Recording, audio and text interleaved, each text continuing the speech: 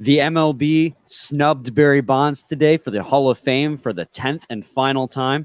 Who is the Red Wings' biggest Hall of Fame snub? And then, of course, preview in Chicago.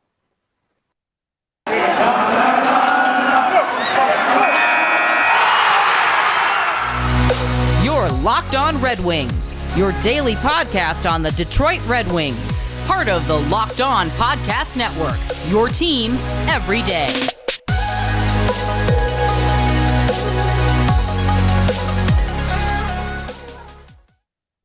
All right, welcome back to the Locked On Red Wings podcast. We're your hosts, Brian Fisher and Scotty Bentley.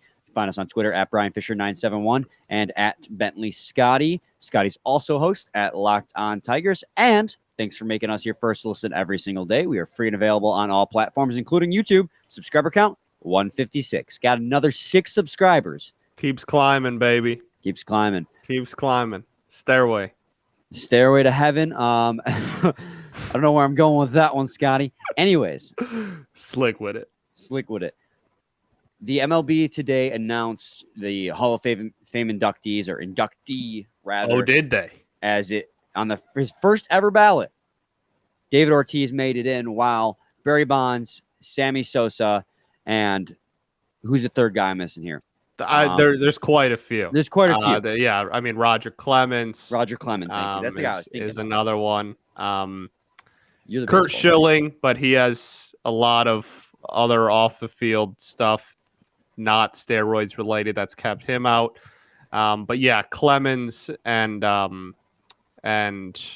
Bonds are honestly the two big ones for sure. Yeah, because they were on their 10th and final year of eligibility to get in the Hall of Fame, correct? Correct. And so they've become kind of the scapegoats and black sheep because of the whole steroid epidemic that swept through the MLB in those years, the steroid era. Meanwhile, David Ortiz on his first ballot, who did have did flirt with steroids there, right? If I do recall correctly, earlier in his career. So Ortiz never got popped for a positive test. But it is widely believed that early on in his career, not his whole career, but early on in his career, he did. It's likely that he did, and that's again all allegedly and all that. But Barry Bonds never tested positive for a test his whole career either. So, yeah, and so it became kind of the scapegoat for that. And you're probably wondering at this point, how does this, wrap all the way back to the Red Wings? Where does the Red Wings come into all this? Don't get me hot. Let me tell you. Let me tell you what's up. Do not get me hot, because boy howdy, don't get me hot. I'll be riding a horse named Friday all episode. I want to get you hot. Get you hot. Don't. This is gonna turn into a baseball show right quick. Don't get me hot. Don't get me hot. So it got me thinking of who is the Red Wings' biggest Hall of Fame snubs, and the obvious answer here, Scotty, in my opinion, has got to be longtime goaltender for the Detroit Red Wings, on again, off again goaltender for the Detroit Red Wings, Chris Osgood. I think we're both in the same camp in that one, but I think it's high time that the NHL recognizes Chris Osgood as a Hall of Fame caliber goaltender. Yeah, I mean, absolutely. You kind of touched on it. I don't know how it came up, but you kind of touched on it last week. It did. We were talking about Ken Holland. Oh, it was the Ken Holland episode. Yeah. You're right. And it's kind of ridiculous. It's not kind of ridiculous. It's flat out ridiculous that he gets in some circles like dinged for playing on fantastic teams and playing with the greatest defender of all time in front of him and stuff. Like people talk a lot. People got a lot to say. And no, I think it's ridiculous that he's not in, and I think it's absurd to ding him and put him playing on a fantastic team somehow that's pinned against him, as if A, he had anything to do with it, and B, as if that somehow negates his fantastic career, which it absolutely does not and should not. But look, man, you want to line up just like numbers to numbers. He should be in there. There's goalies in there with worse stats. There's And nobody in there has bad stats. This isn't a slam piece on those other people. This is a slam piece on the fact that he's not in the Hall. Yeah, and so exactly the things you said. Like it's ridiculous that he is getting dinged for the fact that he played on really good hockey teams, because then you're acting like none of these other Hall of Fame goaltenders ever played for really good hockey teams throughout their career. And when you took Chris Osgood off of the Red Wings, he still had impressive seasons outside. He had a .910 save percentage in a season with the Islanders, and he had a .910 save percentage in a season with the St. Louis Blues. He had bad years too, but all throughout his career, it got him to a career save percentage of .905 and a goals against average of .249. So he was an excellent goaltender his entire career. Was he an elite all-time great like Dominik Hasek, who had a career save percentage of .922? No, he wasn't. But he was comparable to guys like Ed Belfour, who's in the Hockey Hall of Fame with a save percentage of .906, just 1/1000th more percentile point. And mind you, Ed Belfour had a goals against average of not .250, where Chris Osgood had a goals against average of .249. Their stats are highly comparable. Chris Osgood also got that all-important benchmark of 400 wins, at 401 wins in the NHL. When you're a goaltender, that's one of the benchmarks you get. So he's also comparable to Patrick Waugh in a lot of ways. Patrick Waugh had a save percentage of .910, so 5 points higher. Well, he had a goals against average of .254. And yes, admittedly, in a lot of situations, Patrick Waugh is what made his teams good, but he also played behind some really good hockey teams too. Those Colorado teams were stacked from top to bottom. You're not dinging Patrick Waugh for playing for the Colorado Avalanche. Who won the fight? Yeah. Who won the fight? Let's talk about it. Who won the fight, though? We know. Chris Osgood won the fight. Come on now. Let's go. No, but my point being here is, like, why isn't he in the Hall of Fame? It's ludicrous to invalidate all the success he had throughout his career because he played behind Nick Lidstrom and Chris Chelios and Vladimir Konstantinov, guys like that. I mean, yeah, he played behind some great teams, but so did every Hall of Fame goaltender. I mean, his stats speak for themselves. Dog. It's stupid. Like, let's call it what is. It's dumb. Yes. It's flat out dumb. And no other position in hockey is that a thing. Well, if you're a forward and you're on a Hall of Fame ballot and they're like, oh, should he get in? Nobody's like, oh, well, no, you're what made the team great. If you're a forward, you're what made the team great. If you're a defender and you're bagging Norris's, but no, when you're a goalie, then it becomes, oh, let's take a look at what's in front of him and what hand he was dealt. That's out of pocket. That's ridiculous. Well, and it just drives me nuts too, because I'll even hear Red Wings fans being like, yeah, he was really good, but he wasn't like a great goaltender. Like, I hear it from our own fan base, and it's like, dude, his stats speak for himself. Like the save percentage. So the save percentage, guys, is about how many saves a goaltender made based on the shots that he faced.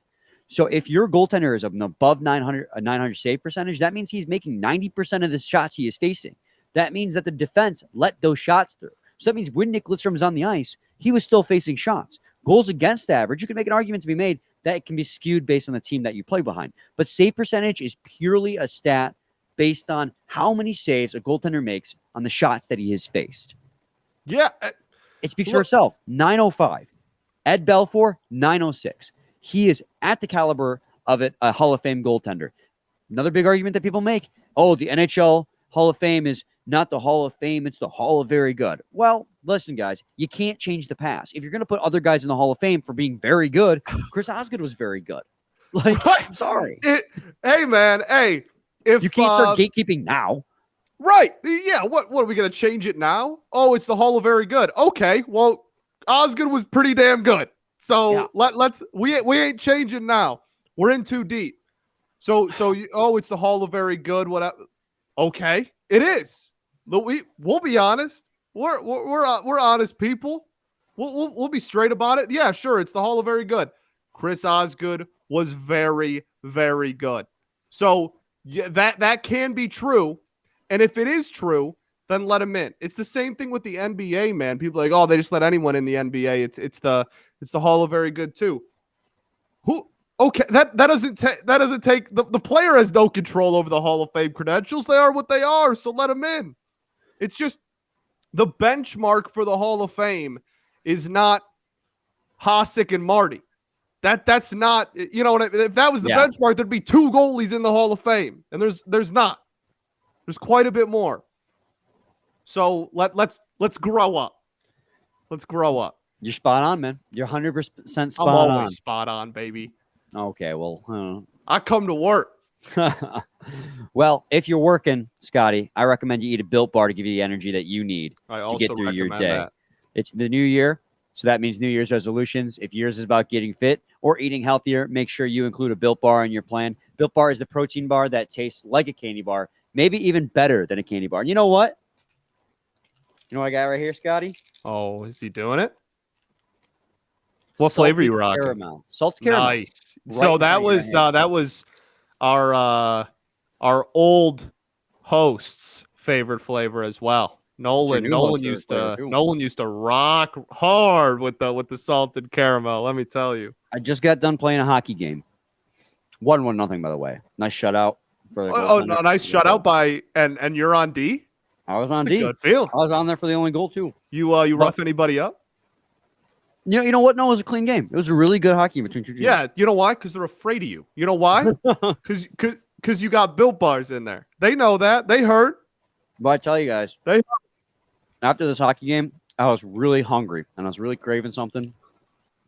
Built Bar, baby. I saw it in the cupboard. I was like, post-game snack. Give me the energy back I need to talk 20 minutes with Scotty, because trust me, that's draining. Oh, you don't got to. You can talk to any person. Any person that knows me knows that's true. You better come prepped and ready, man. The covered in 100% real chocolate part is what sells this baby. Like, yeah, big time. You know, it's low in calories. Oh, what, 130? It's got like 15 grams of protein. I got the read in front of me. Let me make sure I got the. It's got 17 grams of protein with 4 net carbs and 4 grams of sugar. But you know what? With only 4 grams of sugar, it sure as hell tastes like it has a lot more like that. It tastes so good. Yeah, so you don't got to come home from those tough games and slam a candy bar anymore. You just get those. It tastes like it, but it really does. Now you got good fuel, not bad fuel. I don't have G Fuel, that's for sure. I got Built Bar. Built Bar. And so if you guys need that quick pick me up after a hard fought men's league hockey game where you won 1-0, very specific barn burner. Make sure you go to built.com, use promo code LOCKED15, get 15% off at built.com. I'm telling you guys, built.com. Built.com. I want to finish this. I'm sure everyone's loving me chewing into the microphone right now. High quality podcasting right here. Hell yeah, brother. Hell yeah, baby. But we've said our piece about Chris Osgood. But you steered away from baseball. That was smart. I saw you. I saw the motors start turning on. Yeah, like, okay, you saw me sit up a little bit. Yeah, hard left. I'm telling you, man, I would have gone off the rails. It's a really good thing I host a baseball show too. Let me tell you, because I was hot today, and I still am. So that was so smart on you. Smart on you to steer clear of that. Let me steer further away. Red Wings play the Blackhawks tonight. The first game since their 4-1 loss on Saturday to the Predators, but they are back home. You know what I'm really happy about? I'm really happy that we don't have to watch these games on NBC anymore and watch them just basically be a Blackhawks broadcast. Mm-hmm. I'm really happy that that's not a thing anymore, because we played them last year and it was ridiculous. Like 8 times too, because they're in the same division, and there was those weird. It was whenever it was on NBC, because they all the original 6 whatever, and they always put that game on national TV no matter how bad we are. And I mean, my goodness, man, it was literally a Blackhawks broadcast. I'm so happy that that's gone, and I'm sorry that I reminded everyone of how asinine those were last year, but I'm glad that that's no longer a thing. Yeah, and you know what? And it's going to be on TNT tonight too. And TNT's broadcasts with Wayne Gretzky have actually been really freaking good. The ESPN broadcasts, not so much, but the TNT ones have been actually really fun. No, the TNT ones have been. TNT does it right, man. They got the Inside the NBA is probably the most successful show of like that genre in all of sports. Because they make it more than the game. Right. And they bring on like big personalities that played the sport and they literally got the GOAT. So, you know what I mean? So that like they literally got Wayne. So it's like, all right. But no, I mean like, and they still have like Chuck and Shaq and stuff on there for and like, that's the best part. The intermissions and Wayne's trying to explain hockey to them and they're like, oh yeah. And like they got Gretzky shooting on like Chuck and as a goalie and stuff. Like but they have good analysis too. Like they run such a good ship there, man. They really do. So that'll hopefully it'll be a competitive game, and hopefully that turns into a pretty fun broadcast as well. Yeah, well, because it is an original six matchup, which is why it's a nationally televised game. But the Blackhawks are not good this year. They have. Say that again. They are not good this year. They're bad. Who isn't good? Chicago Blackhawks. Oh, that's music to my ears, man. There's so many reasons why that's an amazing I love thing. hearing that sentence. I love hearing that sentence. They were at the center of a man. If you just said that sentence for 30 straight minutes, I'd listen. I'd listen all day. The Chicago Blackhawks suck this year. The Chicago Blackhawks suck this year. The Chicago Blackhawks. Let's go, baby. That's what I'm saying. Like I'd rock that. I'd rock that all day. Yeah, they're 7th in the Central Division. They went all in. They thought they were ahead of their rebuild. Hilarious. Because they had Pius Suter, who had a surprisingly good season. Jonathan Toews was out last year. Pius Suter had to play 1C the bulk of that season last year. Had a pretty good year. They didn't re-up him, so the Red Wings poached him after he was a rookie. And Kubalik had a really good season last year and has regressed this season. Really, the only players who have been performing well for the Blackhawks this season are Patrick Kane and Alex DeBrincat. Patrick Kane being Patrick Kane at 36 points in 38 games. How old is he now? That's a good question off the top of my head. Let me pull up his Sorry, tab. You're good. He's 33 years old. So, he's starting to be on the tail end of his prime. Because we did a crossover with Bushman, Nolan and I did in the offseason, and we were like, yo, at what point do you start asking the tough question of like, if we go into a full rebuild, do you sell off? Is Kane is Kane somebody you sell? And so 33. That's right. That's a tweener, man. Like he's still producing, and like that's right in between of like you could tear down all around him, and you could, and like he wouldn't be good enough to where he'd like ruin a tank job. And you could build him back up and he'd be like, what? Like 36, 37, 38 by the time you were and like if good he ages again. well, he could still be pretty good at that age. Like Zetterberg and Datsuk were still pretty good at their age. Damn right. Daniel Alfredson in the 1 year we didn't mention him, but he was another guy we think should be he was another snub, yeah. One don't time Red Wing. Don't get me hot, Brian. You better stay on topic. Don't get me hot. Staying on topic. But yeah, the Blackhawks, Jonathan Toews has regressed a lot too. He didn't play last season, so you got to give him a little bit of a break. But he's only got 18 points in 42 games. They went all in this past offseason, traded for Marc-Andre Fleury, fresh off of Vezina. They signed and extended Seth Jones, who immediately everyone was like, are you high?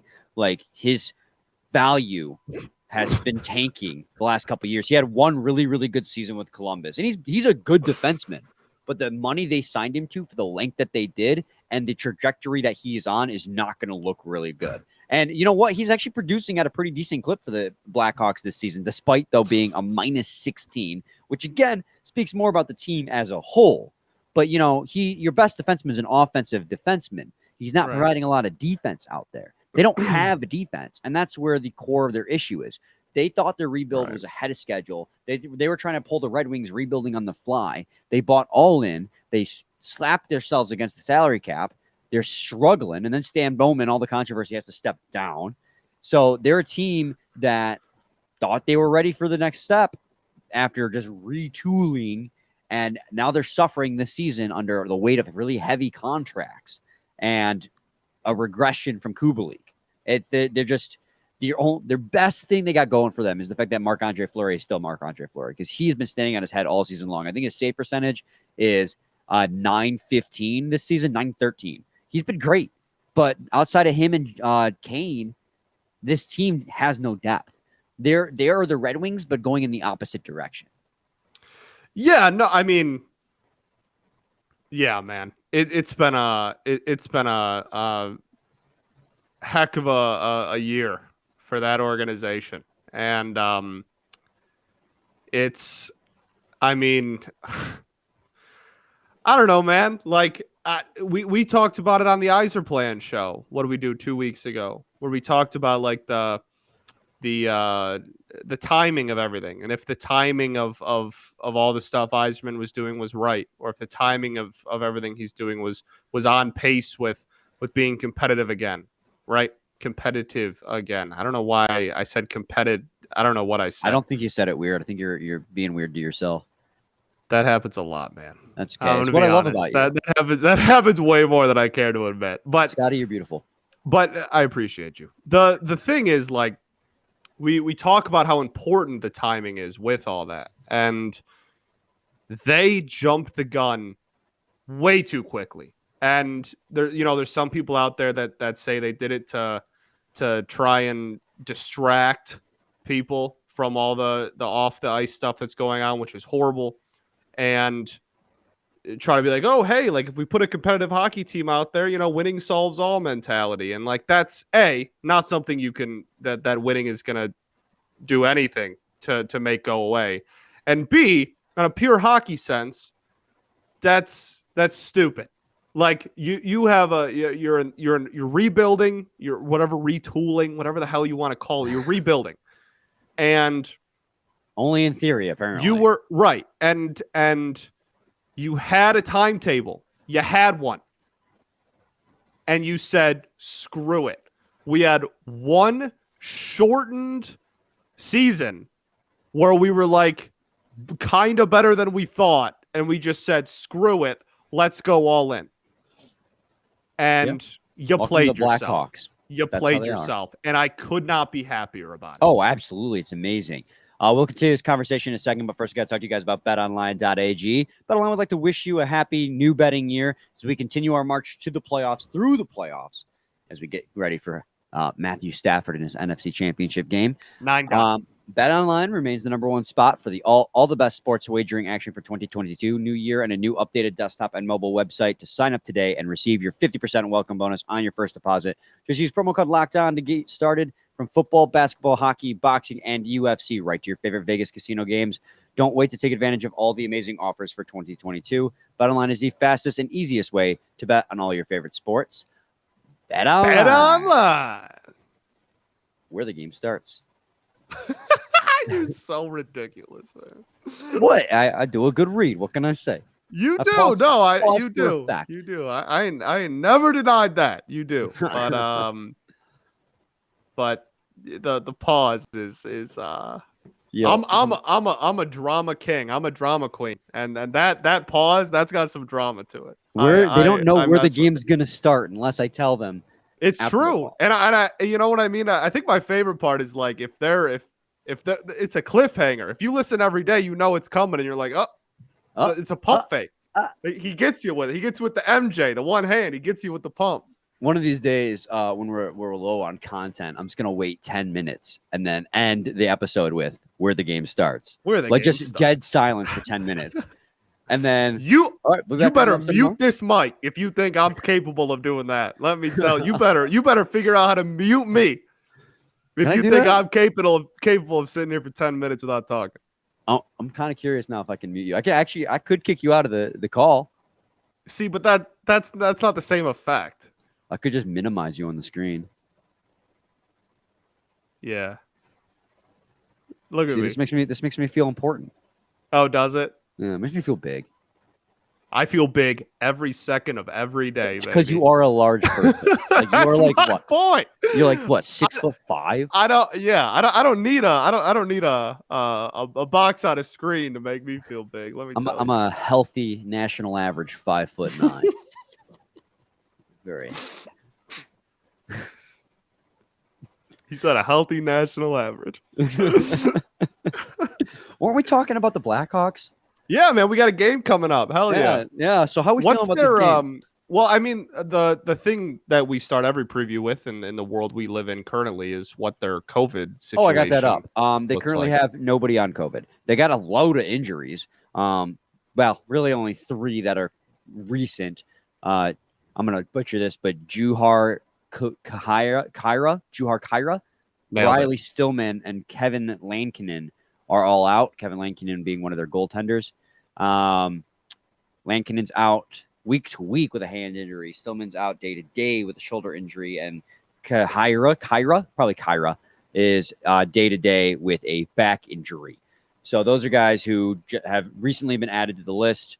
Probably won't play. Could play, but probably won't. But none of them COVID related. So they're looking pretty healthy up and top to bottom. But honestly, after losing 2 tough games. That first game against Dallas, we played really, really well, but just couldn't come out on top. Ned didn't have his best game. Then he came out and bounced back, but the rest of the team at that game didn't decide to play against Nashville. A down and out Chicago Blackhawks team is a team you want to beat up on. Absolutely. What's Taves doing these days? Jonathan Toews ain't doing much, dude. He's 33 also, but he's he only got like 18 points in 40 some games. He fell off. He fell off hard. He didn't play at all. Well, yeah, he had that injury. He was out. He did miss all the entire season, didn't he? Yeah, he did. That's why Pew Suter played 1C. Hell yeah, baby. 1C Pew Suter. You know what? And that Guelph Storm line is freaking lethal. I am loving that. It's a beauty. I was so so tentative and so scared. So we're all in on Bird in line 2, right? Dude, now we have 2 scoring lines. It's been amazing. Yeah, no, I was saying it as an agreement. Yeah, no. And like I said yesterday, 2 days ago, whatever. None of this is affecting Bert's PT. So like it don't matter to him. Yeah. All that's changing is who he's on the ice with for a majority of the game. It doesn't change how many minutes he's getting. He's getting the second line more minutes by being with them. Right. Yeah, no. And now he's the biggest scoring threat on a line, whereas he was probably that's a second scoring. Yeah, that's a debate for sure. But regardless, he goes from at least 2 to 1. Yeah. And yeah, so yeah, no problem for him. Blackhawks are on a 4-game losing streak. Also, just came off getting shut out on Monday. It's awesome. Blackhawks suck. The Blackhawks suck. Stink. The Blackhawks suck. So I've been saying it so much. I'm gonna jinx this. Yeah, right. We're gonna get capped now. Ned, right? I would imagine. I mean, if you're, we're not rolling anybody. Is there a Grice update? I gotta imagine he's coming off COVID soon, unless he got really wrecked by the virus. Yeah, I honestly haven't looked.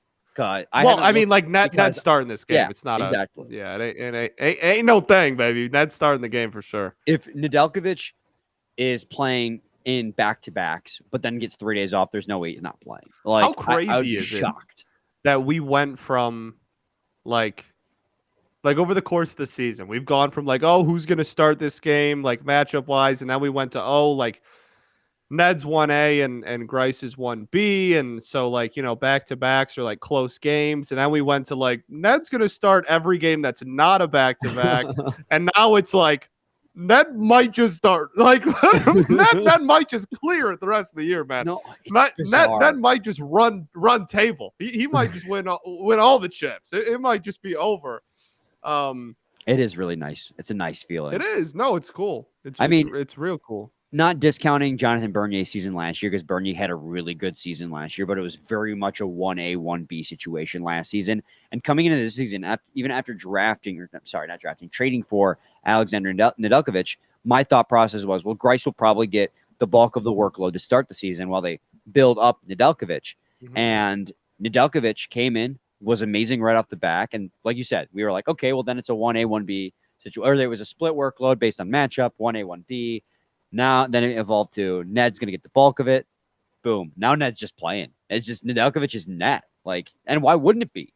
I mean, if he can play that well in the second half, no other option. And he's a young buck. Why not, man? Why not? I cannot wait for 2-3 years from now when it's just the Ned and Kosa show.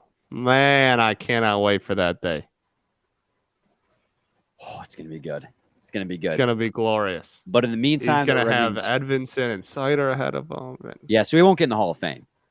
Right. Yeah, he's got too good of a D, and so not gonna get into the Hall. Not gonna. That's what you call a full circle, right there, Scotty. Yeah. That is where the game starts. Where the Let's game just say. starts. Let's just say. Let's There just we say. go. Let's just say where the game starts. We gotta get some extra cash out of these live reads today, man. We're killing it. What a show! I'm gonna call up Built Bar like you gotta listen, boys. Like this was amazing. Where the today. game starts is BetOnline. I mean the Built Bar one was heat too though. Yeah, you were eating them on air. I mean, my goodness. I was eating those dubs just like last time with the hockey games. Oh, I love you, Brian. Love you too, Scotty. Any man. thoughts on this? We ball, baby. You know, we ball. We absolutely ball. Want to thank you guys for making Locked On Red Wings your first listen every day. Now make Locked On Bets your second listen. The link has been removed, so I'm going to ad-lib this as best I can. Locked On Bets, hosted by your boy Q, and with expert analysis and insight from Lee Sterling. They're your one-stop shop for all your gambling needs. Handicapping expert Lee Sterling. Handicapping expert Lee Sterling. Locked On Bets. Go listen to him. Scotty, well, the link's gone, dude. I got to ad-lib that. He said, go listen to him. Go listen to it. Locked On Bets. Make Locked On Tigers your third listen. No. Make them your first listen. Make us your second listen. Then make Locked On Bets your third listen because Scotty honestly deserves it. Scotty has a great show over the Locked On Tigers. I do all right. We'll be back with a game recap on Thursday evening. My goodness. Right. Wait. Yeah. Thursday, as my mind tries to figure out what day it is right now. You nailed it, man. No, we're good. We're good. Same time, same place. It's your team every day. Every day.